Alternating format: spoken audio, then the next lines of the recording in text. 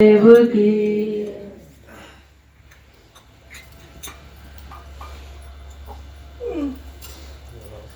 नवाशीष अपना तुझे करूं बंदगी धीर, पारख में रमते रहे श्यामल साहेब कबीर। आया है सो जाएगा राजा रंग फकीर, एक सिंहासन चढ़ चले एक बंधे जात जंजीर। बोलिए श्री सतगुरुदेव की जय। परम पूज्य संत शिरोमणि सतगुरु कबीर साहब जी, हमारे हृदय सम्राट सतगुरु श्यामल साहिब जी, मुद मंगलमय संत समाज, भक्त साधक, ममतामयी माताएं, बहनें एवं बच्चे, एक बहुत पुरानी कहावत है कि हमारे हाथ में कि लकीर के फकीर होना, यानी जो वास्तविक तत्व होता है वो निकल जाता है और हाथ में केवल लकीर रह जाती है। कहावत ऐसे है कि तीन मित्र अफगानिस्तान से ऊंट को खरीद के लाए और ऊंट को लेके आए। रास्ते में उन्हें रात हो गई। तीनों में ये विचार हुआ कि क्यों तीनों पूरी रात जागे। 2-2 घंटे का समय निश्चित करते हैं। 2 घंटे एक ऊंट की लगाम पकड़ के बैठेगा, 2 सोएंगे, 2 घंटे बाद दूसरे को दे दी जाएगी। जब तीनों एक बार जाग जाएंगे, दोबारा फिर नंबर पहले वाले से लगा दिया जाएगा। एक बार तो तीनों आराम से जागते रहे और ऊंट की लगाम दूसरे को पकड़ाते रहे। सुबह के समय जब नींद अच्छी सबको आने लगी तो वो लगाम को आंख बंद किए किए एक दूसरे को पकड़ाने लगे। और सुबह जब तीनों ने जाके देखा तो ऊंट गायब था और सिर्फ लगाम हाथ में थी। चोर ने ऊंट की नाक से और नकेल निकाल के लगाम वहीं छोड़ दी और ऊंट को लेके भाग गया। उनके हाथ में सुबह सिर्फ वो रस्सी थी जो ऊंट की नाक में पड़ी थी और ऊंट गायब। देखा कि जागते तो तीनों बारी बारी से रहे, ये ऐसा क्यों हुआ? इसी को कहते हैं लकीर का फकीर होना। यानी हाथ में हमारा वो ऐसी कुछ रूढ़वादी परंपराएं हाथ में रह जाती हैं और वास्तविक ज्ञान निकल जाता है। हमारे शास्त्रों में भी यदि उस हिसाब से देखा जाए, उस ज्ञान से पढ़ा जाए तो उसके अर्थ अच्छे लिखे हैं। लेकिन वही बात है कि हम अपने मतलब की चीज उसमें से निकाल लेते हैं। हमारा जैसा स्वभाव है, आश्रम में आने वाले व्यक्ति अपने अपने मतलब की बात, और मतलब कहिए कि पानी की ये विशेषता है। हमारे वैद्य जी सुन जानते होंगे कि उसे जिस पात्र में रखोगे उसका गुण उसी पात्र के जैसा हो जाता है। रंग की बात छोड़ो, रंग तो हो ही जाएगा। एक लाल बोतल में रखोगे तो लाल रंग का, जहां जैसी में रखोगे। लेकिन आकार भी पानी अपना गुण भी बदल लेता है। लोटे में रखा हुआ पानी के गुण अलग हैं, बोतल में रखे हुए उसी पानी के गुण अलग हैं, और गिलास में रखे हुए पानी के गुण अलग हैं, और घड़े में रखे हुए पानी के गुण अलग हैं। जबकि चारों का एक ही रंग है। रंग की बात छोड़ो, उस आकार में, उस पात्र में रखने पर उसके गुण बदल जाते हैं। एक ही शास्त्र की बातें 4 लोग पढ़ते हैं। 4 लोग अपने अपने जो कबाड़ा, जो वासनाएं, जो इच्छाएं मेरे अंदर भरी हुई हैं, हम उस बात को अपने अंदर घोंट के और वैसा ही पेश करते हैं। तो आज हम सब लोगों के लिए ज्ञान तो बहुत बढ़ रहा है, लेकिन वास्तविक विवेक गायब होता जाता है। विवेक का मतलब होता है उस बात के अर्थ का अर्थ बदल लेते हैं हम। बात एक ही होती है। एक कहावत और भी आपने सुनी होगी कि एक पक्षी क्या बोलता था, लेकिन एक बनिया ने उसका क्या अर्थ लगाया, पहलवान ने क्या अर्थ लगाया, भजन करने वाले एक साधु ने क्या अर्थ लगाया है। उसी वाणी के, पक्षी की वाणी के तीनों ने अपने अपने धंधे और अपने अपने कर्म के अनुसार उसका अर्थ लगा लिया कि पक्षी ये बोलता है। तो इन बातों को सुनने समझने के लिए वास्तविक जरूरत होती है। शास्त्रों को समझने के लिए मुझे समय के तत्वदर्शी की आवश्यकता है। जब समय के तत्वदर्शी उस बात को समझाते हैं तब हमारी समझ में आती है, और नहीं तो सभी लोग यहाँ पढ़े लिखे बैठे हैं। हम भी जब पढ़ते थे तो मास्टर जिस दिन जिस बात को समझाना चाहते थे विज्ञान में या इतिहास में, तो ब्लैक बोर्ड पे एक मोटी हेडिंग लिखते थे और किसी व्यक्ति के बारे में बताते थे, उस व्यक्ति का चित्र बना देते थे कि आज इस वैज्ञानिक के बारे में, आज इस संत के बारे में, आज इस विद्वान किसी साइंटिस्ट के बारे में हम आप लोगों से चर्चा करेंगे। और उसका चित्र बना दिया और नीचे हेडिंग लिख दी कि इस वैज्ञानिक ने किस चीज की खोज की, और उसके विषय में बताते थे। मूर्तियां सिर्फ यही संकेत देती हैं कि उस व्यक्ति के बारे में उसका क्या इतिहास रहा, उसने अपने जीवन में क्या किया, कि मुझे उसके बारे में बताया जाए। मूर्तियां पूजने के लिए नहीं होती हैं। पूजने का मतलब है कि घी, मिठाई और गाजर का हलवा और सब्जी इत्यादि उन पर खोंट खोंट के चढ़ाओ, 4 दिन में वो तस्वीर खराब हो जाएगी।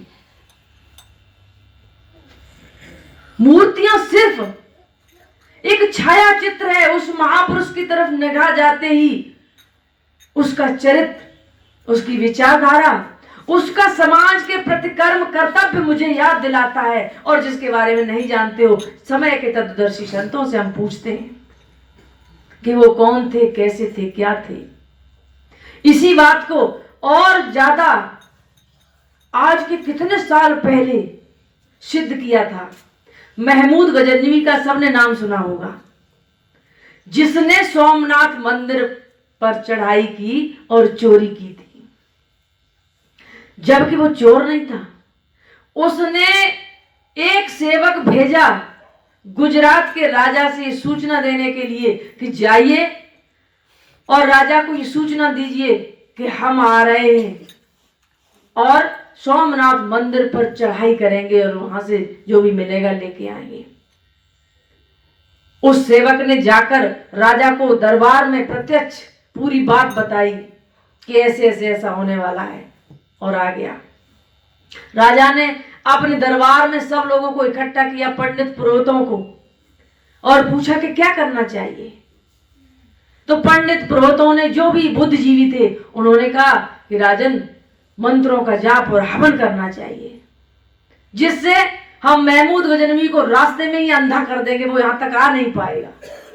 राजा ने भी यहां कर दी और तमाम धूप और सामान, लकड़ी इत्यादि आके जगह जगह हवन होने लगे, मंत्रों का उच्चारण होने लगा। धूप होमी जा रही है, मंत्र पढ़े जा रहे हैं, बहुत बहुत ऐसे अनुष्ठान होने लगे। और उधर से वो चल दिया, 1-1.5 महीने में गुजरात में उस जगह पहुंच गया। और जब राज्य में पहुंचने ही वाला था, राजा ने कहा कि न तो वो अंधा हुआ और न रुका, और वो स्वयं राज्य अपना छोड़ के और भाग गया। महमूद गजनवी सीधा सोमनाथ मंदिर में पहुंचा तो मंदिर में उस वक्त भी हवन इत्यादि हो रहा था, मंत्र जपे जा रहे थे। पूछा कि भाई तुम लोग क्या कर रहे हो, कि तुम्हें अंधा करने के लिए ये सारे सामान कर रहे हैं, कि हम तो अंधे हुए ही नहीं। तब भी वो लोग कह रहे हैं कि अभी हो गए, थोड़ी देर रुको। उसने कहा कि बंदी बना लो सबको। अब उसने उस मंदिर की परिक्रमा की, देखा, शोधन किया कि शंकर जी की मूर्ति बीच में अधर में कैसे लटकी है। चारों तरफ देखा, उसने आदेश दिया कि इसकी गुंबद को तोड़ा जाए। और जैसे ही गुंबद को तोड़ा तो उसमें बहुत बड़ी बड़ी चुम्बकें निकली और चुम्बक का एक तरफ से संबंध खत्म हुआ, मूर्ति धड़ाम नीचे गिरी। चारों दीवारों में चुम्बक थी, जमीन पर चुम्बक थी और ऊपर उस गुंबद में चुम्बक थी। चुम्बक हटते ही मूर्ति जमीन पर गिर गई और वहां वो समझा के कह के आया कि तुम लोग कितने मूर्ख हो। उस वक्त भी उस मंदिर में उसके सैनिकों से 10 गुने अधिक लोग और पंडित पुजारी मौजूद थे। यदि उसके हाथ भी मारते तब भी उसकी सेना और वो मर जाते। और इतना धन वो लेके गया, लाद के ले गया और वो बच जाता। क्योंकि हम लोगों की जो आस्था है, अभी हम आप लोगों से भी प्रश्न करें कि ईश्वर किसे मानते हो, तो यहां बैठे हुए हर व्यक्ति का उत्तर अलग अलग होगा। कोई क्या कहेगा कि वो ऊपर वाला जाने, कोई कहेगा इस संपूर्ण ब्रह्मांड में ईश्वर है, कोई कहेगा इस पवन और पानी में ईश्वर है, कोई कहेगा पूरे संसार का रचयिता एक ईश्वर है। यानी तमाम आपके ये उत्तर होंगे। मान लेते हैं कि ये संपूर्ण संसार, संपूर्ण ब्रह्मांड उस ईश्वर से ओतप्रोत है। तो फिर ये शरीर क्या ब्रह्मांड से अलग है? इस शरीर में मानने को कोई तैयार नहीं है। इस मानव के शरीर में मानने के लिए तैयार नहीं है।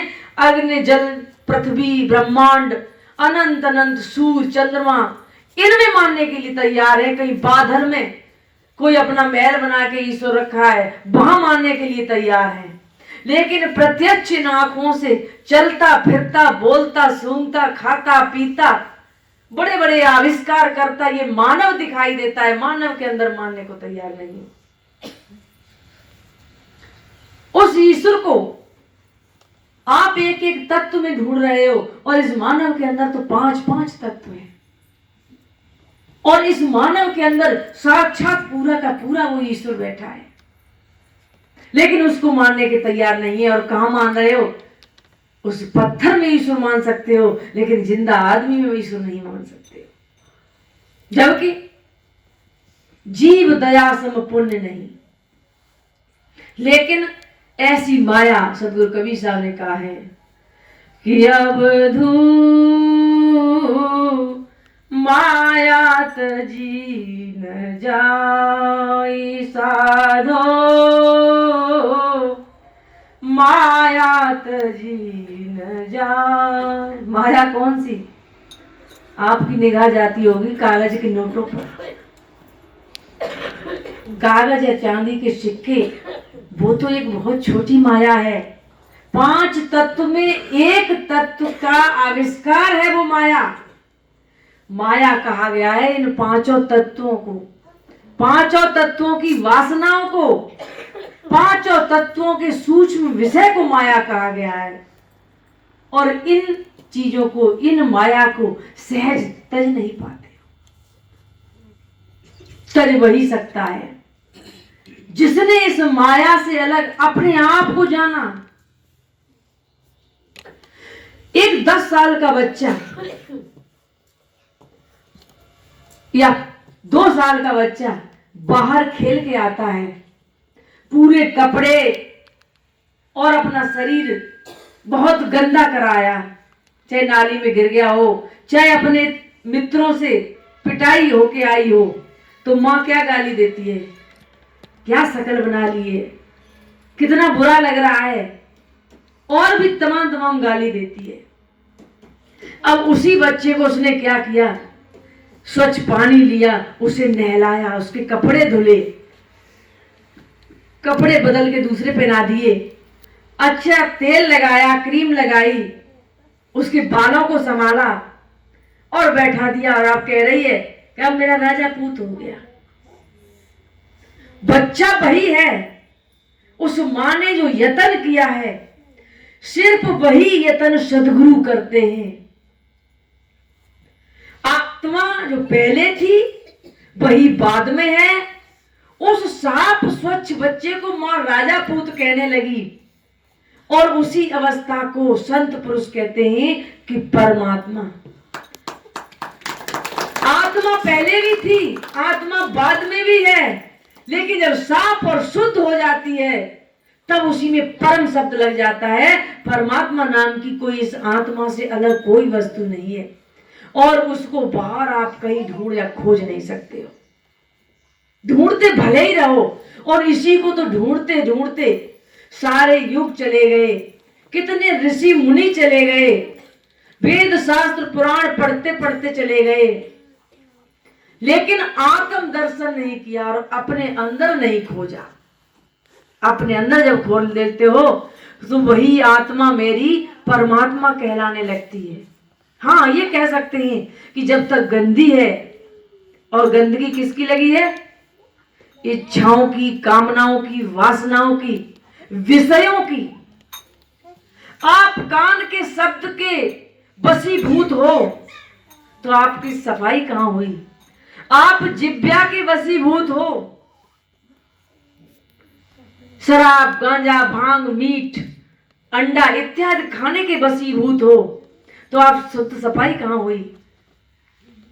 आप शब्द बोल रहे हो, इन पांचों के विषय वशीभूत, यही तो मैल है, यही तो गंदगी है। और इस गंदगी को दूर करने वाले हमारे सद्गुरु हैं और संत पुरुष हैं। ये सत्संग है, लेकिन सफाई हो कैसे जब सत्संग में बैठेंगे नहीं।